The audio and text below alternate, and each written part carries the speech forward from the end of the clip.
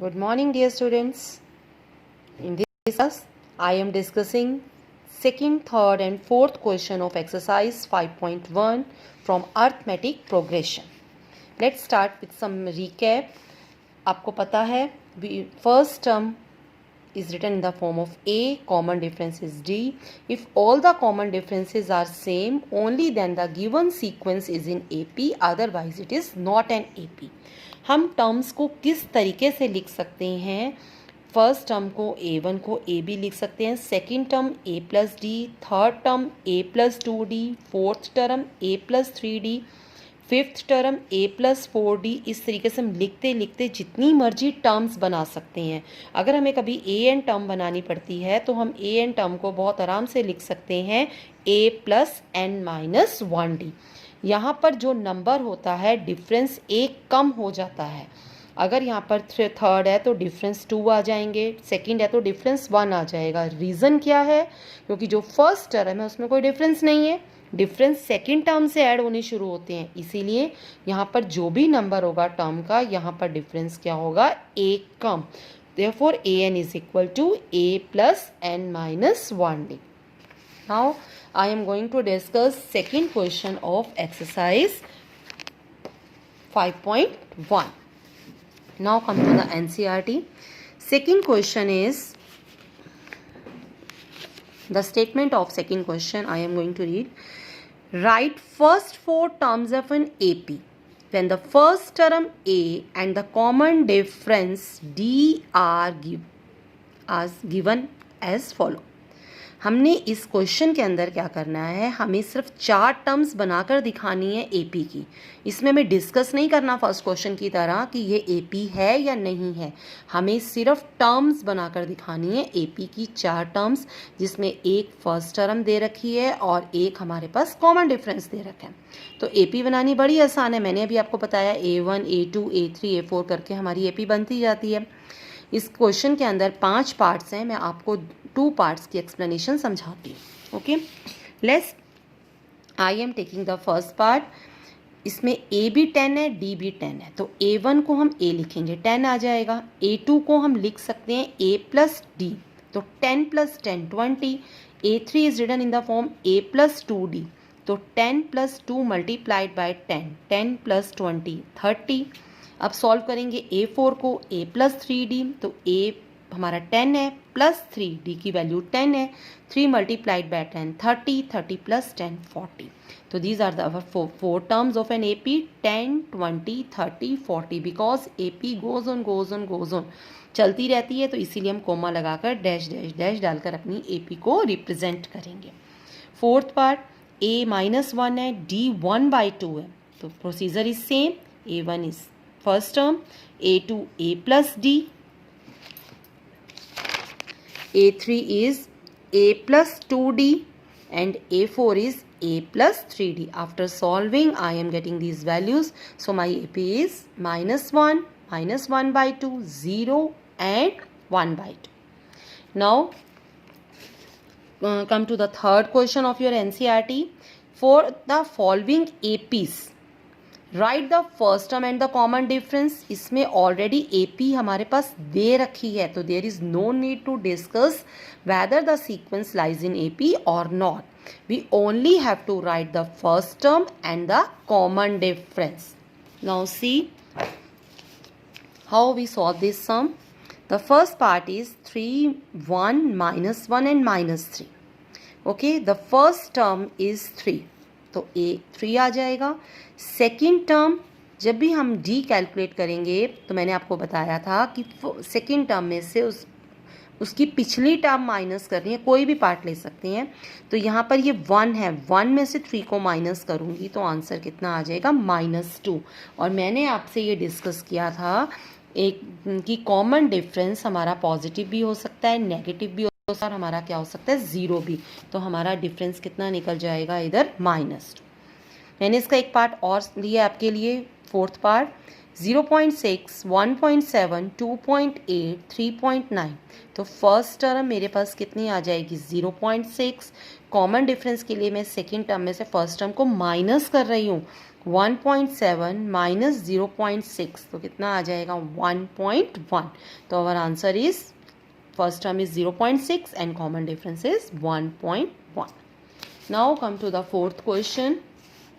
I am going to read the statement of fourth question. Listen carefully. Which of the following are AP? हमें बताना है कि कौन कौन सी AP हैं. तो वही फर्स्ट पार्ट की तरह डिस्कस करना है कि अगर कॉमन तो वो AP में है, अदरवाइज वो AP में नहीं है.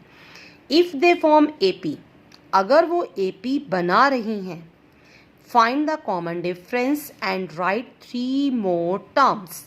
अगर वो AP बना रही हैं तो हमें कॉमन डिफरेंस बताना है क्या है, और फिर उसकी अगली 3 टर्म्स लिख कर दिखानी है. 4 हमारे पास ऑलरेडी हैं तो हमें अगली 3 बनानी है, यानी कि A5, A6, A7, और उसी पार्ट में बनानी है जिस पार्ट में वो AP है. अगर वो AP नहीं है तो there is no need to solve this question. Only we have to write the given sequence is not in AP. Now come to the working rule of this for this sum. The sum number 4. I am taking 3 parts for you for explaining this sum. I am first taking the first part. 2, 4, 8, 16 एक simple AP given है हमारे पास. हम इसके common differences check कर रहे हैं. पहले D1 निकाल रहे हैं. 4 में से 2 को माइनस किया 2. D2 निकालेंगे. 8 में से 4 को माइनस करेंगे 4. D3 निकालेंगे. 16 में से 8 को माइनस करेंगे 8. Now all the differences are not equal, therefore the given sequence is not in AP. बस हमें इतना ही लिखना है कि जो गिवन सीक्वेंस है वो AP में नहीं है, इसलिए हमारा सम यहीं स्टॉप हो जाएगा. Now I am taking fifth part. 3 plus root 2, 3 plus 2 root 2, 3 plus 3 root 2. First term is this is second term, this is third term, this is fourth term. हम कोमे के अकॉर्डिंग टर्म्स लेंगे. तो सबसे पहले हम D1 निकाल रहे हैं. 3 प्लस रूट 2 माइनस 3, 3 से 3 कैंसिल हो गया तो हमारा आंसर क्या आ गया रूट 2. फिर हम D2 निकालेंगे. इसमें से हमने इसको माइनस करना है. 3 plus 2 root 2 minus 3 minus root 2, sign change हो जाएगा. 3 से 3 कैंसिल हो गया. 2 रूट 2 में से रूट 2 माइनस हो जाएगा root 2. Now I am discussing D3. A4 में से A3 टर्म माइनस करेंगे. Same procedure. 3 से 3 कट जाएगा. 3 रूट 2 में से 2 रूट 2 माइनस हो जाएगा. सारे कॉमन डिफरेंसेस हमारे इक्वल आ गए हैं, तो therefore this sequence is in AP.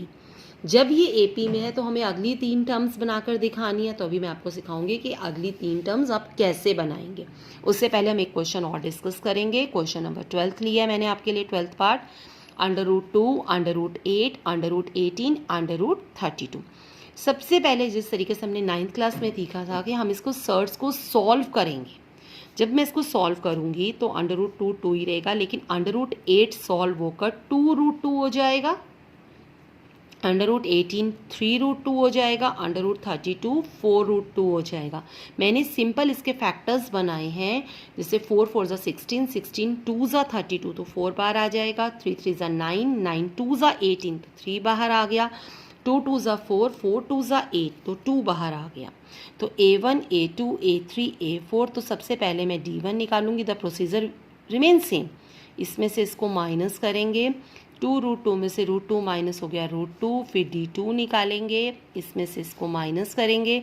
3 root 2 में से 2 रूट 2 को माइनस करेंगे अगेन रूट 2. फिर हम इसमें से हम कैलकुलेट करेंगे D3. A4 minus A3, 4 root 2 में से 3 रूट 2 जाएगा रूट 2. सारे कॉमन डिफरेंसेस सेम है. तो ये जो गिवन सीक्वेंस है ये हमारा किस में लाई कर रहा है, AP में लाई कर रहा है. अब हमें अपना आंसर लिखना है, कॉमन डिफरेंस को लिखना है, फर्स्ट टर्म को लिखना है.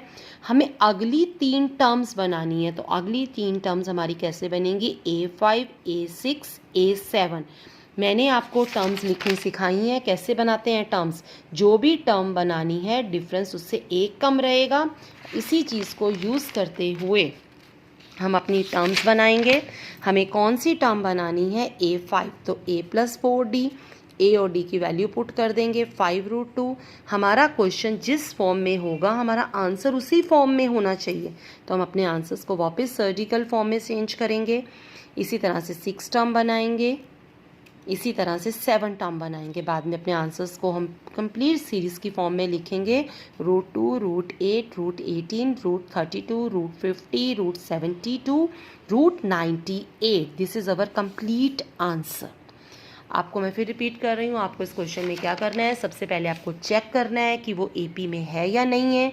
अगर वो एपी में नहीं है तो क्वेश्चन वहीं स्टॉप हो जाएगा, और अगर वो एपी में है तो आपने उसको आगे लेकर चलना है। कैसे लेकर चलना है, पहले आपने डिफरेंस लिखना है डी, फिर आपने फर्स्ट टर्म लिखनी है, और फिर अपनी जोन सी वो टर्म्स कह रहा है वो बनाकर दिखानी है।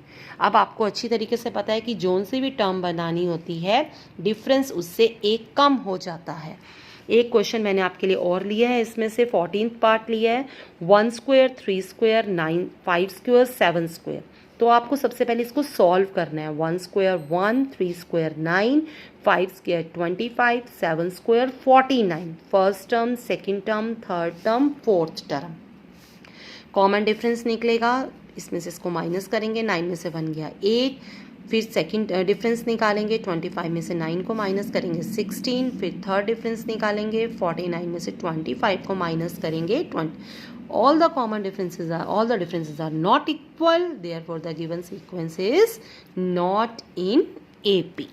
तो आपने बेटा, ये आपकी एक्सरसाइज थी कंप्लीट 5.1। आपने बहुत अच्छी तरीके से इसको अपनी फेयर कॉपी में करनी है। कोई भी आपको डाउट्स होंगे, कोई भी आपको नहीं चीज़ समझ आएगी, तो आपके पास टाइम है 4 to 7 आप मेरे से अपनी प्रॉब्लम सॉल्व कर बोल सकते हैं या व्हाट्सएप कर सकते हैं। तो I try my best to solve your problem. और मुझे अच्छी तरीके से उम्मीद है कि आपको ये एक्सरसाइज बहुत अच्छे तरीके से समझ आई है।